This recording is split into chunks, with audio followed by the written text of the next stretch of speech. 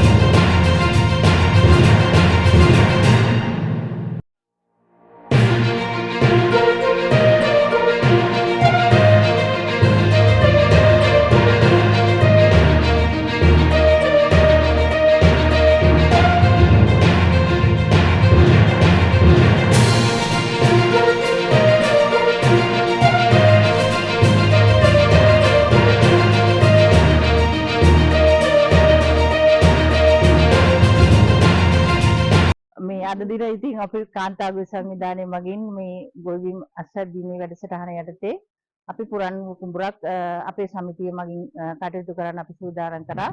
විශේෂයෙන් අපිට මේ අවස්ථාවට අපි දිරිය කළා මේ වැඩසටහන කරන්න අපේ පින්නදුව 110 වසමේ කුපනිස නිලධාරිතුමිය තමයි අපිට ගොඩාක් උනන්දු වෙලා මේ වැඩේ කරන්න කියලා ඉතින් සහයෝගය දීලා අපි සමිතියේ කට්ටිය එක රාශි වෙලා මේක යන විදිහටම කතා කළා. මේ ඉතින් අපි අද දින මේ සහයෝගයෙන් මේ වැඩ කටයුත්ත කරයි කියන එක මම මේ අවස්ථාවේ ප්‍රකාශ කරනවා. නමයි සමිතියේ තනතුරයි. මගේ නම TTG නන්දනී දමයන්ති. මම පින්නදුව සෝදගොවි කාන්තා ගොවි සංවිධානයේ භාණ්ඩාගාරික.